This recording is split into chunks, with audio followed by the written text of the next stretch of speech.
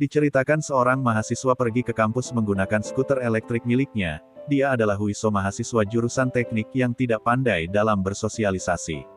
Saat itu kampusnya mengadakan pameran antar jurusan, banyak sekali pertunjukan yang ditampilkan oleh para mahasiswa di sana. Setibanya di kampus, Huiso bertemu dengan kedua temannya yang sedang menjaga stan jurusan teknik. Mereka bertiga menyediakan jasa gratis untuk perbaikan sepeda bagi para pengunjung. Alih-alih menjaga stan jurusannya, mereka bertiga malah asyik memainkan robot virtual, hingga lupa ada pengunjung yang datang. Di lain tempat, seorang gadis sedang mengikuti lomba memanah berhadiah di kampus itu. Dia adalah Yejin, pemanah profesional yang memiliki keterbatasan fisik. Di balik kekurangannya itu, dia sangat piawai menembakkan panahnya. Hingga saat dia berhasil, pemilik stan permainan itu menyadari Yejin adalah seorang pemanah profesional. Dia merasa marah, merasa sudah dicurangi. Namun karena tidak ada peraturan tertulis sebelumnya, hadiah itu pun terpaksa diberikan. Saat Yejin pergi ke kursi roda miliknya, kursi roda itu tidak bisa dikendalikan. Hal itu membuatnya terus melaju hingga akhirnya tersungkur ke dalam stan jurusan teknik. Huiso yang ada di sana bukannya membantu, tapi malah fokus pada kursi roda gadis itu dan berkata bahwa remote controlnya sudah rusak. Saat ditanya apakah kamu bisa memperbaikinya, Huiso yang tidak pandai bersosialisasi berkata, 고칠 수 있어요. 여기 공구랑 다 있어가지고. 저 잠깐만 일어나 보실래요? 네? 죄송해요. 저기. Singkat cerita, Huiso telah memperbaiki remote control kursi roda itu. Yejin terlihat sangat gembira dan memuji bakat yang dimiliki Huiso. Karena Yejin tidak mau berhutang budi, dia mengajak Huiso makan bersama dan mentraktirnya, sebagai tanda terima kasih. Huiso merekomendasikan tempat makan yang menurutnya enak, namun sayangnya perjalanan ke restoran itu tidaklah mudah. Sebuah tangga yang menjulang tinggi, seolah menghalangi Yeji untuk pergi. Huiso yang tidak peka hanya bisa diam tanpa solusi. Yejin akhirnya berkata, jika mau makan di tempat itu gendonglah aku. Setelah menggendongnya dengan penuh perjuangan, Huiso memesan makanan favoritnya dan ternyata Yeji juga menyukai menu itu. Saat mereka berdua makan, Huiso menjelaskan secara teoritis, kenapa makanan itu bisa enak. Seketika Yeji menyuapinya agar dia berhenti bicara dan menikmati makanannya. Setelah mereka berdua selesai makan, masalah baru muncul, di mana kursi roda milik Yeji hilang. Akhirnya Yeji dijemput seseorang yang ternyata itu adalah adiknya sendiri. Karena merasa bertanggung jawab, Huiso memberikan kartu mahasiswanya sebagai jaminan bahwa dia akan mengganti kursi roda Yeji. Di saat itulah Yeji mulai menyadari bahwa Huiso adalah sosok yang spesial bagi dirinya. Sementara itu Huiso kembali ke stan jurusan teknik, dia membuka situs online untuk mencari kursi roda itu. Sayangnya Huiso tidak sanggup menggantikannya karena ternyata harganya sangat mahal. Mendengar hal itu temannya berkata jika tidak sanggup membelinya maka buatlah sendiri. Sebagai mahasiswa jurusan teknik, Huiso tahu betul bagaimana cara membuatnya. Seketika dia bergegas pulang lalu merancang kursi roda itu di bengkel sepeda milik keluarganya. Sementara itu ayah Yejin marah kepadanya, karena dia telah bertindak gegabah dan ceroboh. Tampaknya hubungan dia dan ayahnya itu kurang baik. Yejin menegaskan bahwa dia bisa mengatasi masalahnya sendiri. Beberapa hari kemudian setelah kursi roda itu dibuat, Huiso pergi ke tempat di mana Yejin berlatih panahannya. Setibanya di sana dia bertemu Yejin dan dua teman latihannya yang juga memiliki keterbatasan fisik. Huiso memberikan kursi roda itu dan menjelaskan kepada Yejin, bahwa dia membuatnya sendiri karena tidak sanggup membeli kursi roda yang baru. Yejin terlihat sangat antusias dengan kursi roda buatannya itu. Setelah mencobanya dia sangat gembira dan setelah itu dia mengajak Huiso dan dua teman lainnya pergi ke suatu tempat. Mereka pergi ke sebuah gudang, lalu minum bersama sembari bercandaria. Huiso yang merasa tidak bisa meminumnya menghentikan mereka, dan berkata hal-hal teoritis lagi. Yejin menegaskan bahwa dia harus ikut minum jika ingin berteman dengannya. Huiso akhirnya ikut minum bersama mereka, hingga akhirnya mabuk dan tidak sadarkan diri. Yejin mengantarnya pulang menggunakan taksi online. Di sana dia bertemu dengan kedua orang tua Huiso yang sedang memperbaiki sepeda. Yejin merasa bersalah karena sudah mengajak Huiso minum bersama. Namun sang ibu menjelaskan bahwa dia sangat senang karena berkat Yejin anaknya itu bisa bersosialisasi, selayaknya pria pada umumnya. Belum sempat mengobrol lama, Yejin harus pergi karena pelatihnya sudah menunggu.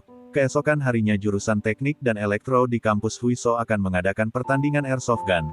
Karena kekurangan pemain, Huiso mengajak Yejin untuk bergabung ke dalam timnya. Singkat cerita, jurusan teknik berhasil memenangkan pertandingan, berkat bantuan Yejin yang mengalahkan mereka dengan caranya sendiri. Di malam harinya mereka pergi berkemah di sebuah taman. Mereka makan bersama bercandaria dan saling bercerita tentang masa lalu. Sejak saat itulah mereka semakin dekat dan saling mengenal satu sama lain. Setelah itu Ye Jin kembali dihadapkan dengan perilaku sang ayah yang selalu mengatur kehidupannya. Sang ayah bermaksud untuk menjodohkan putrinya itu dengan anak pegawai yang bekerja di toko miliknya. Ye Jin sangat yakin bahwa pernikahan itu hanya karena sebuah harta, bukan karena pria itu mencintai dirinya dengan tulus. Ye Jin yang merasa dirinya sudah dibuang marah lalu kemudian pergi. Ternyata Ye Jin pergi menemui Huiso di rumahnya. Setelah mencoba teknologi VR dia merasa terhibur dan suasana hatinya kembali ceria. Tidak lama dari itu Ye Ji berkata bahwa dirinya akan sibuk, karena dia akan mengikuti seleksi untuk tim nasional panahan. Huiso berjanji kepada Ye Ji kalau dia akan pergi melihat pertandingan itu. Keesokan harinya Ye Ji bertemu dengan ibunya yang sudah lama pisah karena bercerai. Setelah bercerita tentang ayahnya sang ibu memberinya nasihat, untuk membuktikan tekadnya itu kepada ayahnya jika memang ingin hidup mandiri. Ye Jin tersadar selama ini dia belum bisa membuktikan apapun. Oleh karena itulah sang ayah belum percaya dan belum bisa melepaskan dirinya untuk hidup sendiri. Singkat cerita hari seleksi pun dimulai. Salah satu teman Ye Jin tiba-tiba mengalami kram otot dan terpaksa pelatih harus membawanya ke ruang kesehatan. Karena waktu semakin habis teman Ye Jin meminta Huiso yang ada di sana, untuk menggantikan pelatih guna mengantar mereka ke tempat seleksi. Huiso tiba-tiba menolak dan beralasan bahwa dia harus pergi menemui dosennya. Ye Jin paham dan membiarkannya pergi, karena dia tahu Huiso tidak bisa menyetir akibat trauma yang dialaminya di masa lalu. Setelah kejadian itu Huiso menjadi termotivasi untuk berlatih mengendarai mobil, dan menghilangkan rasa takutnya. Teman satu jurusannya membantu dia sebisa mungkin, hingga akhirnya dia berhasil mendapatkan lisensi mengemudinya. Beberapa hari kemudian, Ye Jin sudah memenangkan seleksi di babak pertamanya. Tidak lama dari itu Huiso mengejutkan Ye Ji. Dia sudah bisa mengendarai mobil seorang diri. Bagi orang lain bisa mengendarai mobil itu adalah perkara yang mudah. Tapi bagi Ye Ji itu merupakan perkembangan besar yang sudah dilalui Huiso sejauh ini. Saat mereka pulang berdua sebuah mobil mengagetkan Huiso dan membuatnya kehilangan kendali. Saat itu terungkap bahwa Huiso mengalami trauma ketika dia diganggu dan dikurung oleh teman masa kecilnya di dalam loker. Itulah sebabnya kenapa dia menjadi takut saat berada di ruang sempit. Itu juga yang menjadi alasan kenapa dia sulit bersosialisasi selama ini. Mereka berdua selamat dari kecelakaan, namun Huiso dibawa ke rumah sakit karena serangan panik yang dialami. Ye Jin menangis karena dia merasa bersalah. Ibu Huiso menjelaskan bahwa putranya itu baik-baik saja. Ia juga mengucapkan terima kasih kepada Ye Ji karena sudah merubah kehidupan putranya. Tidak lama dari itu ayah Ye Ji datang ke rumah sakit dan meminta putrinya untuk menjauhi Huiso. Sang ayah menegaskan bahwa Ye Ji membutuhkan seorang pria yang sehat secara fisik dan mental, tidak seperti Huiso. Di saat yang sama, Huiso tidak sengaja mendengarkan percakapan mereka dari kejauhan. Menyadari ketidaksempurnaannya itu, Huiso meminta Ye Ji untuk tidak saling bertemu lagi. Huiso menjelaskan bahwa itu adalah jalan yang terbaik untuk mereka berdua. Ye Ji patah hati. Begitu juga dengan Huiso yang sebenarnya tidak ingin berpisah darinya. Singkat cerita tiba saatnya bagi Ye Ji untuk menyelesaikan seleksi di babak terakhir. Seleksi itu terasa semakin berat karena beban pikiran yang dialami. Di saat yang sama Huiso menyadari bahwa Ye Ji membutuhkan dukungan darinya saat ini.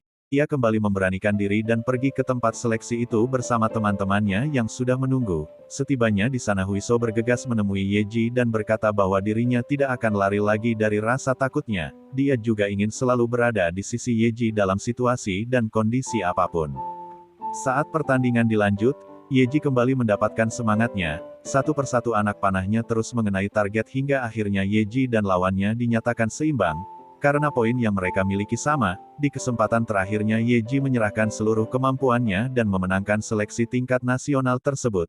Keluarga dan temannya turut berbahagia. Singkat cerita hubungan Ye Ji dan ayahnya semakin membaik. Adik Ye Ji diceritakan pergi ke luar negeri karena dia mendapat beasiswa pertukaran pelajar. Huiso akhirnya menikahi Ye Ji setelah dia lulus. Film ini diakhiri dengan kebahagiaan ketika Huiso, Ye Ji dan teman-temannya pergi makan bersama di restoran favorit mereka.